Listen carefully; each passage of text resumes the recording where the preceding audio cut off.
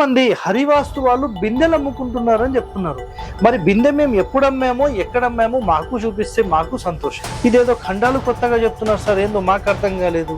హరివాస్తు ఖండం అయిన ప్లేస్ లో మీ ద్వారం ఉండడం అనేది చాలా చాలా ముఖ్యమైనది.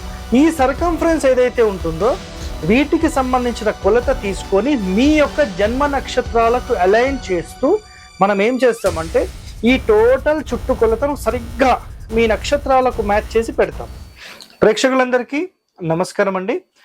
ఈరోజు మరొక సరికొత్త టాపిక్తో మీ ముందుకు రావడం జరిగింది. సో చాలా మందికి ఇల్లు కట్టిన తర్వాత ఎంతో మంది ఎన్నో సమస్యలకు గురవుతున్నారు.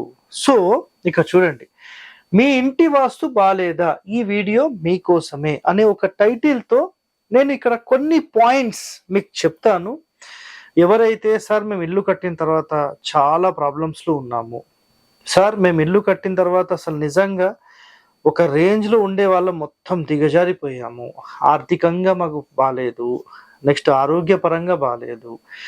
సో నిజంగా ఇలాంటి సమస్య మీరు ఏదన్నా ఉంటే 100% ఒక ఎక్స్పర్ట్, ఒక వాస్తు ఎక్స్పర్ట్స్ ఎవరైతే ఉంటారో వాళ్ళ విజిట్ అనేది మీరు తీసుకొని ఇల్లు అనేది చూపించుకోవడం 100% రైట్.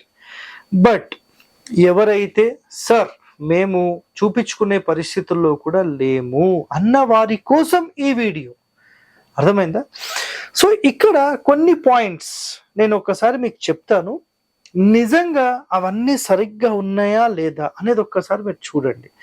సో 100% గనక ఇవి కరెక్ట్గా ఉంటే మీకు కొంత ఉపశమనం అనుకోండి, లేదంటే నేను చెప్పిన పాయింట్స్లో మీకు ఏదైనా తేడాలు ఉంటే నిజంగా మీరు అవి సరి చేసుకోగలిగితే కొంత బెటర్మెంట్ అయితే వస్తుంది. ఓకేనా? సో మొట్టమొదటి పాయింట్, ఒక ఎగ్జాంపుల్లో ఇది నేను ఇక్కడ డైరెక్షన్స్ గురించి ఏమీ చెప్పనండి, నేను జస్ట్ ఒక ఇల్లు చూపిస్తాను అంతే. ఎందుకంటే మళ్ళీ ఒక్కొక్క ఫేసింగ్ ఒక్కొక్కటి చెప్పమంటారు. గుర్తుపెట్టుకోండి ఒకటే మాట, సెప్టిక్ ట్యాంక్ అనేది ఎప్పుడు ఇది ఈస్ట్ అనుకోండి, సౌత్, వెస్ట్ అండ్ నార్త్, తూర్పు, దక్షిణము, పడమర, ఉత్తరం, 4 డైరెక్షన్స్, 4 ఫేసింగ్స్ అనుకుందాం ఊరికే. ఎగ్జాంపుల్లో ఏదైనా ఒక ఫేసింగ్ తీసుకున్నప్పుడు పూర్తి వాయువ్య మూలలో సెప్టిక్ ట్యాంక్స్ నాట్ అలౌడ్, నైరుతిలో నాట్ అలౌడ్. ఇలా మీ ఇంటి లోపల ఉందా లేదా ఒక్కసారి క్రాస్ చెక్ చేసుకోండి, first point. And second point చూడండి, 90 degrees అన్నాం. మీ ఇంటి లోపల కరెక్ట్గా ఇది 90 degrees వచ్చిందా లేదా, అన్ని మూలలు సరిగ్గా 90 degrees కోణానికి ఉన్నాయా లేదా ఒక్కసారి ఇది చూడండి మీరు.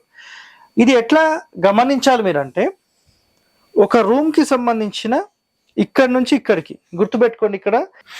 సో ఇక్కడ నుంచి ఇక్కడికి 3 అడుగులు కరెక్ట్గా టేప్ పట్టి ఇక్కడ లైన్ గీసుకోండి. మళ్ళీ ఇక్కడ నుంచి ఇక్కడికి 4 అడుగులు కరెక్ట్ టేప్ పట్టి లైన్ గీసుకోండి. ఈ రెండు చూస్తే సరిగ్గా 5 feet రావాలి. 3 feet, 4 feet, 5 feet అంటే 3, 4, 5 కరెక్ట్గా ఈ కోణం ఉందనుకోండి, ఒక కోణం పర్ఫెక్ట్గా మీ 90 degrees ఉన్నట్టు. అదేవిధంగా ఈ కోణం చెక్ చేయండి, ఈ కోణం చెక్ చేయండి, ఈ కోణం చెక్ చేయండి.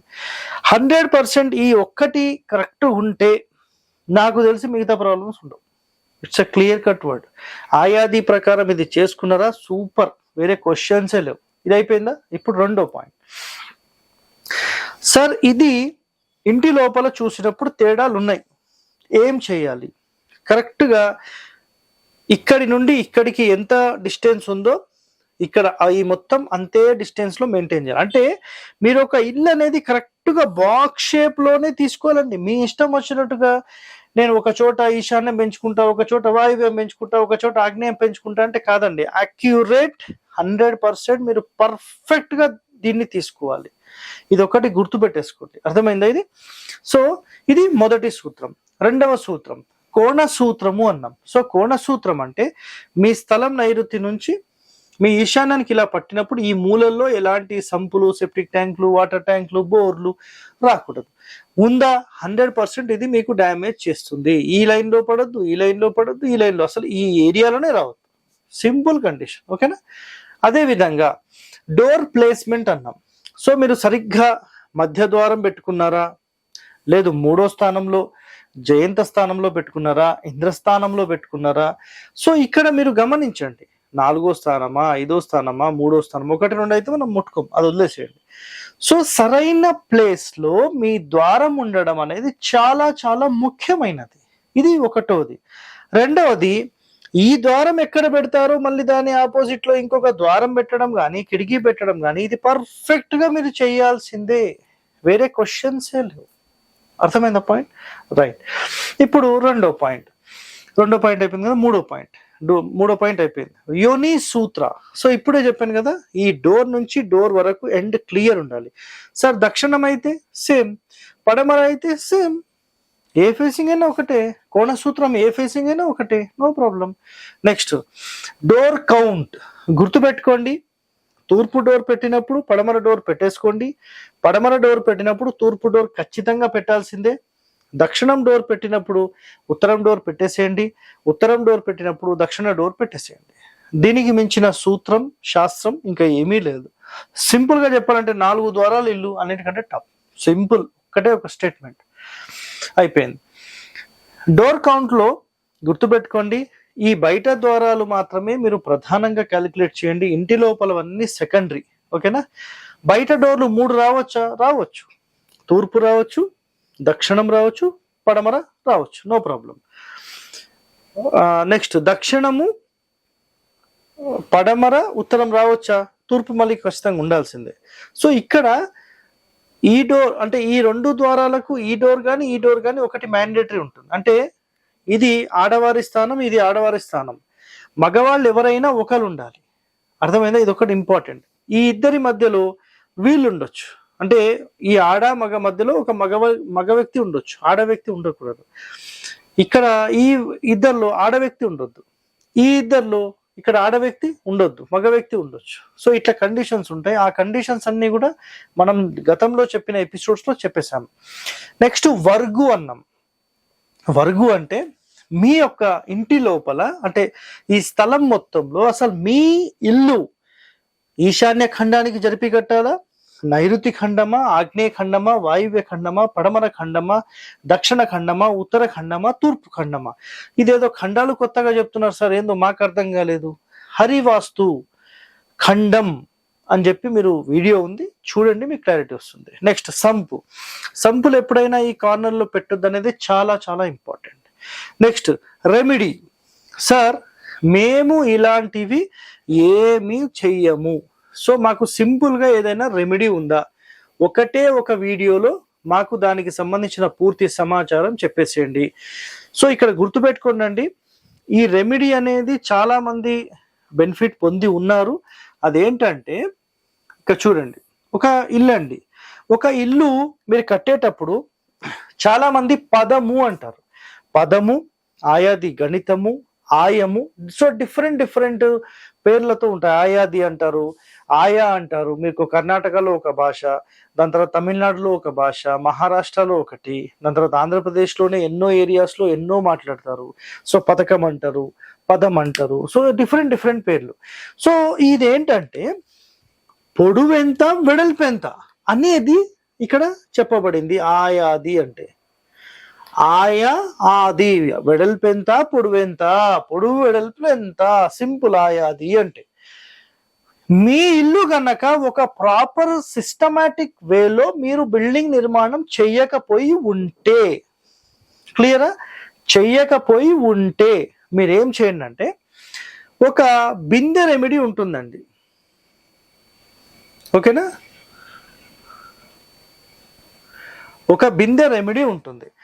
ఈ బిందె రెమెడీలో దీని యొక్క చుట్టుకొలతకు మేము ఒక మెజర్మెంట్ చేస్తాం.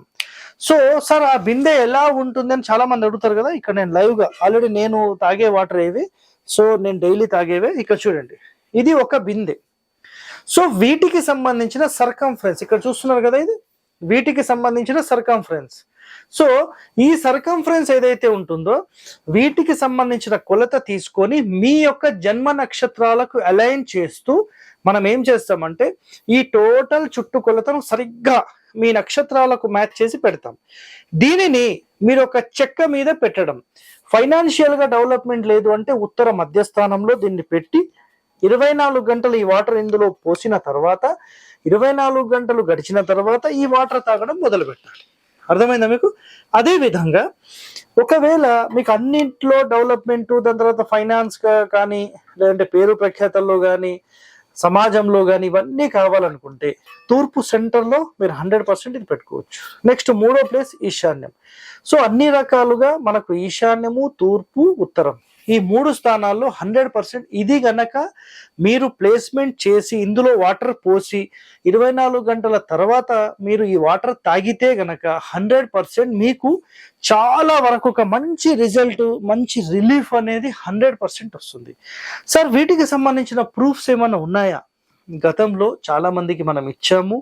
వాళ్ళ రిజల్ట్ అనేది కూడా మనం ఆల్రెడీ ఎంతో మందికి అంటే వీడియోలు తీసి యూట్యూబ్లో కూడా పెట్టేశాం. ఇంకా దానికి మించి ఇంకేం చేయాలండి? ఆలోచన చేయండి. ఓకేనా? సో సార్ మరి ఇది ఎట్లా మేము కాంటాక్ట్ చేయాలంటే, మీ జన్మ నక్షత్రాలు గనక మాకు పంపిస్తే మేము లెక్క చేసిస్తాం.